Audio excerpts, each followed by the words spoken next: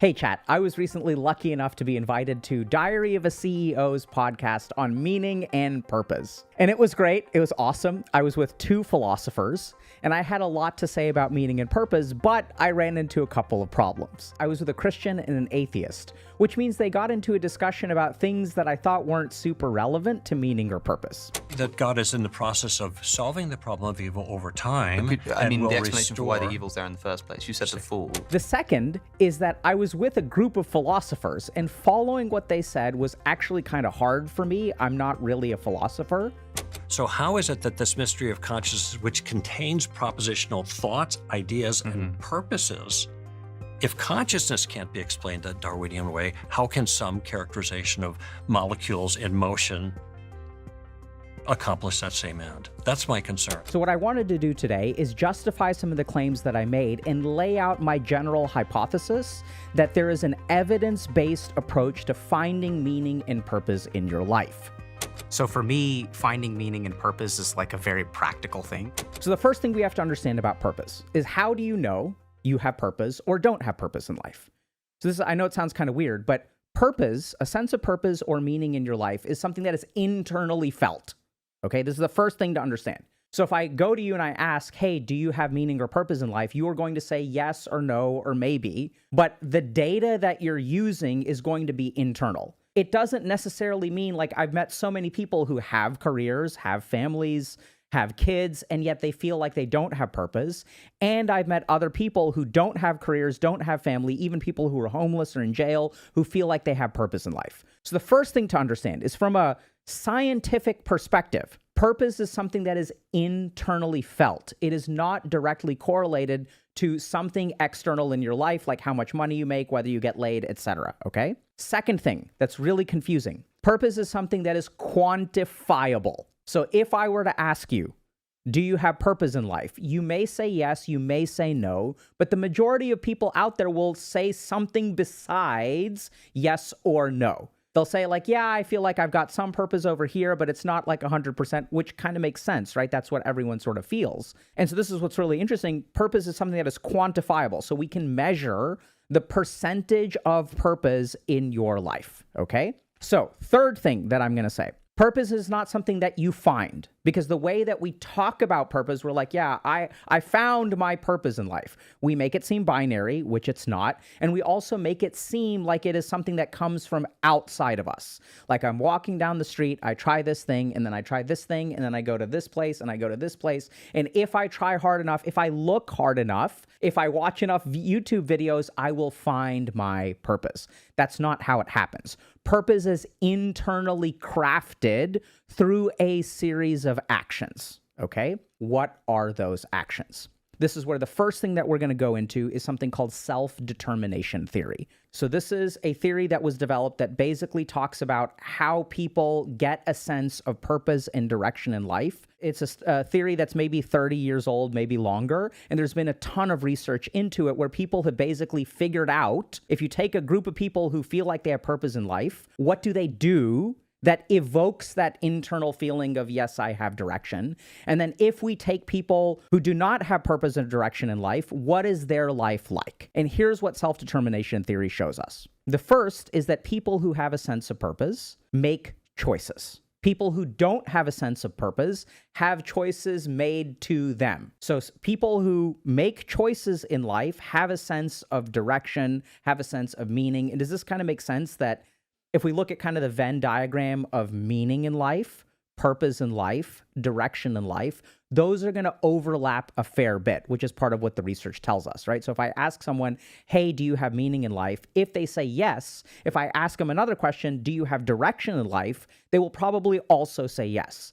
So what this sort of means is that these three concepts, meaning, purpose, and direction, all relate to one thing that we feel within us. So then the question becomes, how do we evoke that thing? The first thing is making choices. And so this is what's really crazy, is that a lot of times when people lack purpose, they have this kind of thought, which is, which choice should I make? What is the right choice or the wrong choice? But I want y'all to really think about this for a second, okay? So if I'm thinking about what is the right choice versus the wrong choice, I am not making the choice. What makes a choice right or wrong? usually what the world tells me. Should I study this or should I study this? Well, this one will get you a better job with more money. This one will get you a worse job with less money. So who is really making that decision? It sort of feels like ultimately you will choose the thing, but which thing you choose is not determined by you, right? You're making the choice based on what the rest of the world is going to offer you. So one of the huge problems that people who feel directionless or lack meaning in their life, one of the main reasons that they struggle is because they are constantly looking to the outside world to tell them what the right answer is. So what self-determination theory tells us is that if you start to make choices, it doesn't matter what choice you make, but you make a choice for yourself. It can be something as simple as, I'm going to drink this, or I'm going to drink this. I'm going to go for a hike because I feel like it. I'm going to read this book because I'm excited about it. This is where we're not focused on the external value of our actions, but we are going to exercise some self-control in terms of like, I'm going to do this. I'm going to make my life the way that I want it.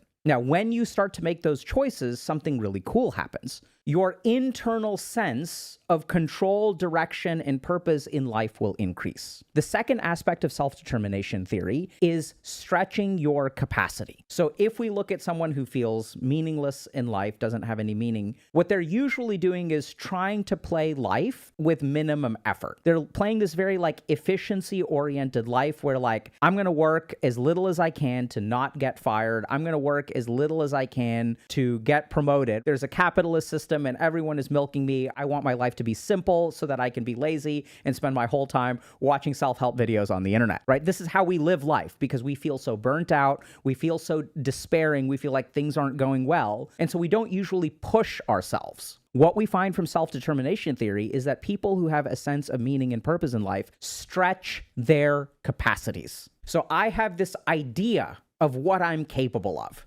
And if I live within the frame of my capabilities, then who I am and what I'm capable of never changes, right? If I never commit to trying something beyond what I'm capable of, if I always play it safe and play it easy, my confidence in myself will never improve. Whereas when I stretch my capacities, when I try to do something that I don't think I'm capable of, or I'm not sure I'm capable of, that does a couple of really amazing things internally and psychologically. So keep in mind, we're not focused on what happens externally, whether you win or you lose or whatever. So when you stretch your capacities, even if you fail, you are still leveling up, right? So if I go to the gym, where does the growth happen? If I lift light weights and never stress myself, what actually happens to my muscle tissue? It's not going to tear, it's not going to be stressed, and I won't get muscular hypertrophy. We know this from a stance of muscular growth, right? You have to push yourself in order to get stronger. And it turns out that our sense of self-esteem is exactly the same way.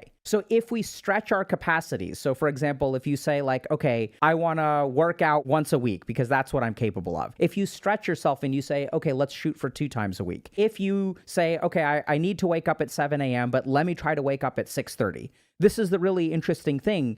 The action that you take is not what's important. What self-determination theory tells us is whatever you are capable of, push yourself a little bit more. Now, when you push yourself, a couple of cool things happen because sometimes you win, sometimes you lose. Even if you lose, if you handle it in kind of the right way, and this is where things get tricky because sometimes this can trigger like rumination and thought spirals and, oh my God, I should have never tried in the first place. That's for a different day. But most of the time what happens is sometimes even if you fail, you're like, man, like at least I tried, right? I'm not someone who's living life on the sidelines. I gave it a shot. I took control of my life. I lived with some direction. I made an attempt. And actually what's really cool is that most of the time we'll find that we actually did a little bit better than we expected. So if we stretch our capacities, it will increase our internal sense of direction, meaning, and purpose. The third thing that we're going to talk about is relatedness. So relatedness is actually the really hard one because relatedness is the one thing that you can't do on your own.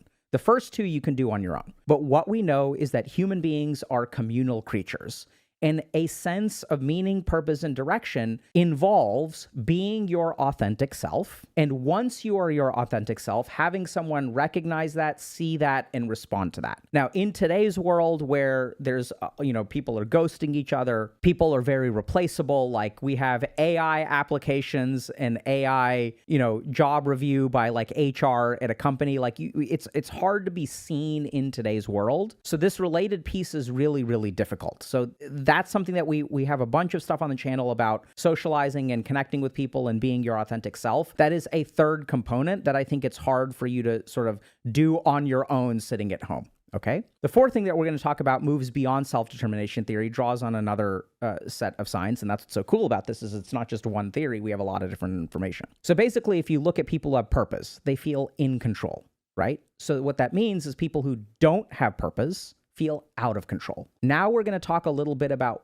how the brain perceives whether you are in control of your life or out of control in your life. And this is where we talk about something called passive challenges and active challenges. So a passive challenge is a challenge that you have to deal with that you did not choose. And what most people's experience of life is that there's a ton of passive challenges. I've got this stuff going on at work. I didn't want to do this. This person actually dumped me recently. Now I have to figure out where I'm going to be living because I have to move out. I have to pay taxes. My toilet got clogged. So as you go through life, if you feel like you lack meaning or purpose, basically what's happening is life is happening to you. You are not living life. Life is just coming at you from all directions and you feel overwhelmed. The research on active and passive challenges actually comes from really feeling overwhelmed and the research on anxiety, okay? Now, here's the important thing to understand. An active challenge is something that is difficult that you choose to do. So I'm going to run a marathon. Even I'm going to clean my sink every single day before I go to bed.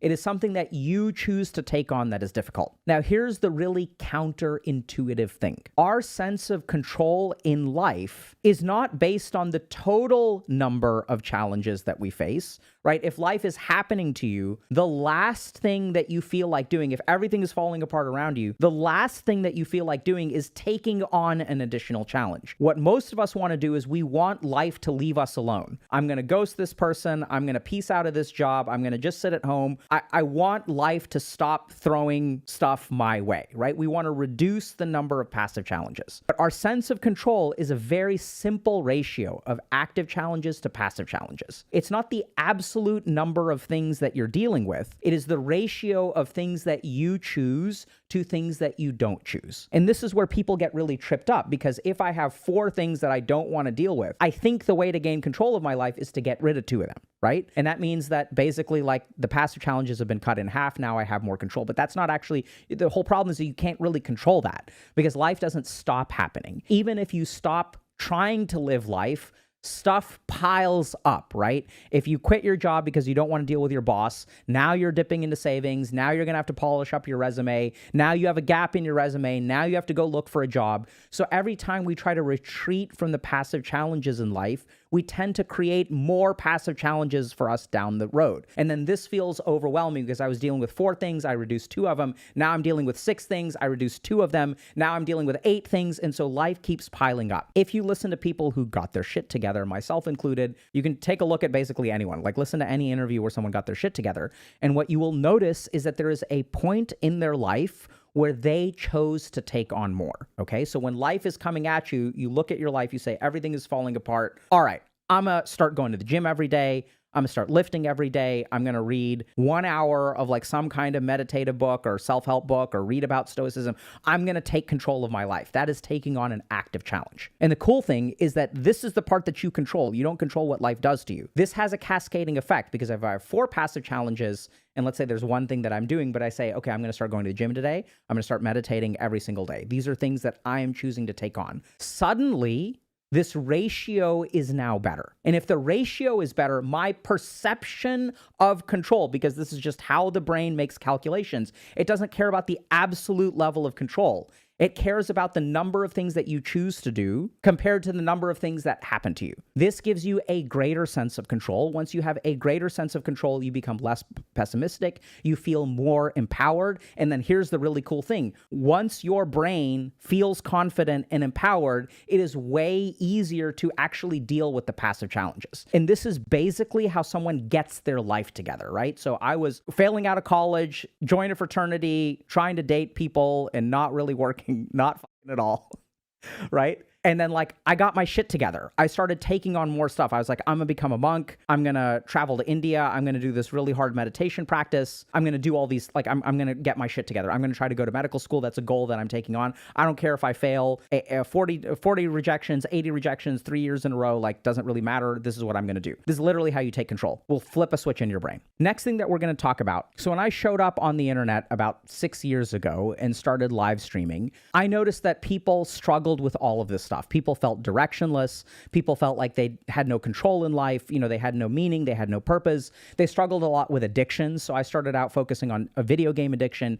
And what we find is that basically a core vulnerability of all addictions is a lack of purpose and meaning in life. If you have no reason, no really good reason to deal with the withdrawal of a heroin addiction or get your ass out of bed and actually not jerk off, right? You have to have like a reason. You have to have something in life that pulls you away from dopaminergic and hedonistic activities. So that was my goal, is like, I'm trying to help people, you know, who have all of these new age problems. So these are technology addictions, amotivation, I don't feel like doing anything, burnout, imposter syndrome. There's all this stuff that people are dealing with. So I showed up on the internet and I did a bunch of research, right? So I read a bunch of things and I tried to figure out, okay, how do I help these people? So a big part of what we do on this channel is teach these principles, and we're going to teach y'all a couple of practical things that you can do. But this is also literally why I developed a coaching program. So what I did is I looked at all of these problems and then I thought, okay, how do I help these people? And there's a certain amount of watching stuff on the internet that helps people, but I'm a psychiatrist. What I've seen is that when patients come into my office and I work with them in a dedicated way, they get better. And as I started teaching, right, these principles, what I found was that people ran into problems. So most common problem is they're conflicted. So yeah, I do want to meditate every day, but I don't feel like it. I do want to go to the gym. I want to stretch my capacities, but I feel embarrassed. Second thing that we ran into related to this is that they have a lot of emotional blocks, right? So like I can say, stretch your capacities and make choices. Start to take on active challenges. Take on more, set boundaries, set limits with people. Oh my God, just be your best self. But when human beings try to implement what someone on the internet tells them to do, they run into their internal environment. They run into anxiety, they run into depression, they run into difficulty getting out of bed. So there's like this emotional problem that like gets in the way, right? So I'm really, really lonely, but when I go hang out with people, I'm socially anxious and then I feel like leaving. So like, how do I fix this problem? Okay. So they're conflicted and they run into emotional difficulties. And then the third thing that tends to happen is that their ability to frame goals and follow through with goals is really problematic. And the reason for this is that sometimes we'll develop goals based on how we feel in the moment. Like, so I remember when I was failing out of college, I was like, in the first 2 weeks of a class, if I wasn't sure I was going to get an A, I would just drop the class, right? Because I got an F. The only way to compensate is to get an A. But if I got an F, getting an A is like really hard. So how do I move from an F to an A? So this is what's really interesting is what I need to do, right? So the real way to do it is like, I need to go from an F to a C and then a C to a B and then a B to an A. That's like literally how progress happens. But we formulate all of these goals from the wrong places. And if we formulate them from the wrong places, we end up lacking the follow through to actually achieve them. And that just digs us in the pit even more. So I was looking at all these problems, looking at video game addiction, and I was like, okay, so videos on the internet are not sufficient. Do they help people? Absolutely. But can I teach human beings, how to help other human beings with these things? Can I develop a program where someone helps someone else make a choice, help someone stretch their capacities, work through their internal resistance? A big part of our program is something called motivational interviewing, which is overcoming your internal resistance to take action. And that's what we wanted to build. And what we found in our pilot study of 1,453 clients is that we were able to increase a sense of purpose by 68% in 20 weeks. And the reason it's effective is because watching videos only gets you so far. So if you want to DIY it, we're going to give you 2 solutions in just a second. But if you want someone to help you take the actions that you need to take, then check out the program, okay? What we're going to do is teach y'all 2 techniques now to help you find purpose. Now, this comes from Viktor Frankl. So Frankl, really fascinating guy, was a neurologist who then became a psychologist, was a Holocaust survivor, and was really focused on finding meaning and purpose. He was in these concentration camps and was struggling to figure out, how to find meaning and purpose and survive and all this kind of stuff. So he developed 2 really cool techniques. So what he noticed when he worked with people is that the first thing that they need to do is something called de-reflection. So de-reflection is a technique where if you look at your life, you tend to be hyper-focused on you. This is something called hyper-reflection, where everything is about you. Your boss is firing you because you're a bad person. This person is breaking up with you because you're a bad person. Everything is about you. The really interesting thing is that he discovered that if we get human beings to take a step back and think a little bit less about themselves and everything that is happening to them. Oh my God, I'm in the concentration camp and the guards are smacking me around every day. I'm hungry every day. Everything in my life is terrible, terrible, terrible, terrible, terrible. This is what's so interesting, not easy to do. So what he discovered is that if I can get people to take a step back, don't focus so much on yourself. Look at the big picture. This was one of the ways that you help people find a sense of meaning and purpose in life. You start to see your life, these individual experiences, as part of a broader arc, right? This is a difficult time in my life. I'm really struggling right now, but I will come out of it. I will level up from it. This will make me stronger in the end. So what Frankl found is that if you can get people to zoom out of these individual experiences and start to look at the narrative of their life, look at the big picture, that they started to find more meaning and purpose. And a good example of this is if you've ever had a friend or if you've been dumped, right? They'll look at the life and they'll be like, oh my God, my life is over. The only person that I can ever love. I had all these dreams and hopes and I was going to do this and I was going to do this and we were going to get married and we were going to have kids. And now that life is over. Everything is over in my life, over in my life, over in my life. They're so hyper-reflected. They are focused on themselves so much. And what is the process of healing that, coming out of that? It's to take a step back. Hey, there's other fish in the sea. Now you have some relationship experience. Was it painful? Yes. Was it sad? Yes. Does it suck? Yes. But you have a lot of work to do. You need to start stretching your capacities, go to the gym more, start taking care of yourself, develop a life that is worth living, start to live an independent life. So as we engage in de-reflection, as we zoom out of our life, we start to find meaning and purpose. The second thing that he discovered was something called paradoxical intention. Now, this is what's really interesting. Basically, paradoxical intention is starting to look forward to the things that you dread. Okay? So weird, because there are things that we dread in life, right? Oh, I don't want to have this performance review with my boss. They put me on a performance improvement plan. I'm terrified of it. I'm dodging these phone calls from my mom asking me when I'm going to get married because I'm really struggling.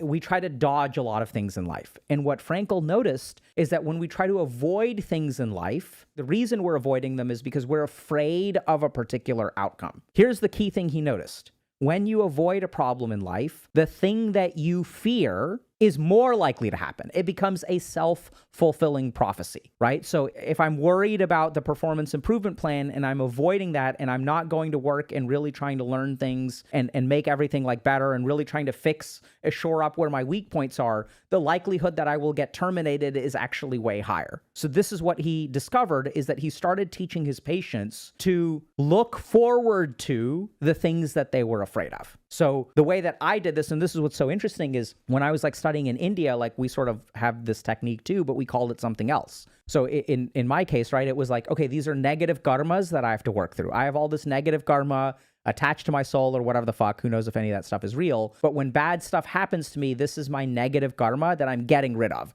This is something that I have to work through. This is the tunnel that I'm stuck in, and I have to get to the light at the end of the tunnel. But this is a temporary thing. Stop avoiding the problems in life. This is something that I have to work through to get to the other side. That's the way that I learned it. That's the way that I internalized it.